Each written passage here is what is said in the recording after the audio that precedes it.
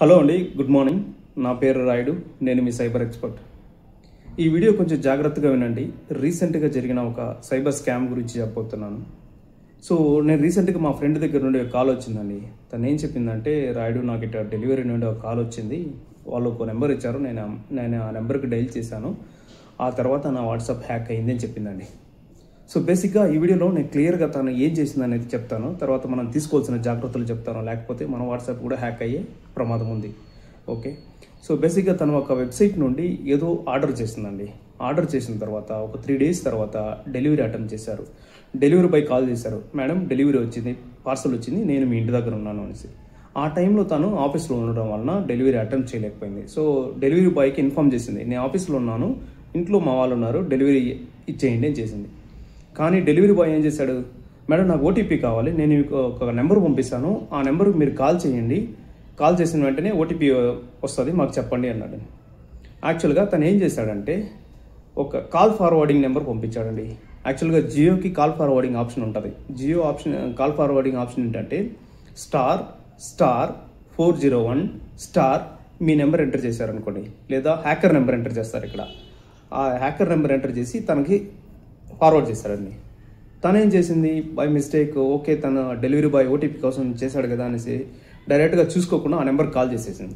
ఆ నెంబర్కి డైల్ చేయడం వల్ల ఏం చేసిందంటే, తనకు వచ్చే కాల్స్ అన్నీ ఆ హ్యాకర్ ఆ డెలివరీ బాయ్ నెంబర్ పెట్టడం వల్ల ఆ కాల్స్ కానీ మెసేజెస్ కానీ ఓటీపీస్ కానీ అన్నీ తనకి వెళ్ళిపోతుంది. దీన్నే కాల్ ఫార్వర్డింగ్ అంటారు. ఇమ్మీడియట్గా కాల్ ఫార్వర్డింగ్ అయిపోయింది. వెంటనే ఏం చేశాడు, ఆ డెలివరీ బాయ్ కాల్ కట్ చేశాడు. తనే వితిన్ 2 minutesలో తన వాట్సాప్ లాగిన్ నోటిఫికేషన్ వచ్చింది, somebody logged in your WhatsApp అనేసి. ఇది బేసిక్గా హ్యాకింగ్ కాదు, ఇది ఒక స్కామ్ అనమాట. మీ వీక్నెస్ని యూజ్ చేసుకొని వాడు మిమ్మల్ని స్కామ్ చేస్తాడు. ఇలాంటి స్కామ్స్ ఇప్పుడు చాలా ఎక్కువైపోయాయి. దీనికి మనం తీసుకోవాల్సిన జాగ్రత్తలు ఏంటంటే, ఎవరైనా సరే మీకు ఒక నెంబర్ ఇచ్చి స్టార్తో స్టార్ట్ అయ్యే నెంబర్ ఇచ్చి దీనికి కాల్ చేయండి అని చెప్తే ఎప్పుడు ఎవరికి కాల్ చేయకండి. ఎందుకంటే మన ఫోన్లో ఒక డిఫాల్ట్ ఆప్షన్ ఉంది, ***401* సంబడి నెంబర్, ఎవరైనా నెంబర్ మనం ఇచ్చి డైల్ చేసామనుకోండి, మీకు వచ్చే కాల్స్, మెసేజెస్, ఓటీపీస్ అన్నీ తనకి వెళ్ళిపోతుంది.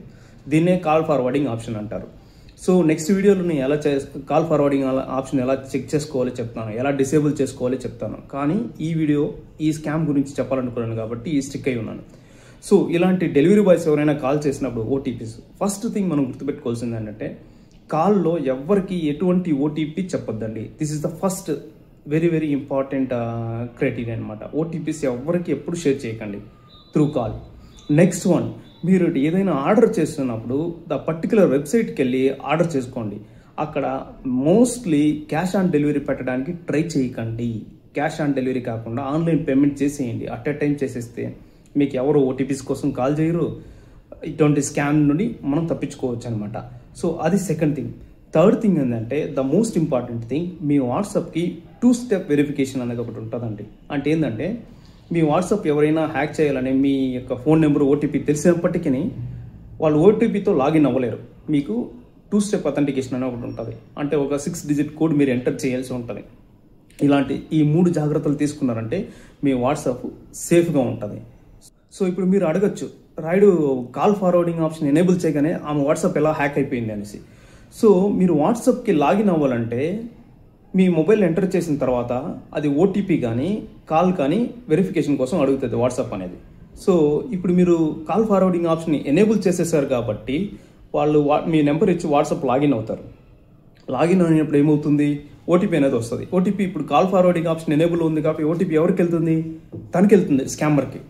ఇలా ఆ అమ్మాయి యొక్క ఓటీపీ స్కామర్కి వెళ్ళిపోవడం వలన తను లాగిన్ అవ్వగలిగాడు. అందుకోసం అలా ఆ అమ్మాయి వాట్సాప్ని హ్యాక్ చేయగలిగాడు. ఇది మన మీద జరగచ్చు, మీ ఫ్రెండ్స్ మీద జరగచ్చు, మీ ఫ్యామిలీ మీద జరగచ్చు. కాబట్టి దయచేసి అందరికీ షేర్ చేయండి, సెక్యూరిటీ అవేర్నెస్ పెంచండి, సేఫ్గా ఉండండి ఆన్లైన్లో. Thank you.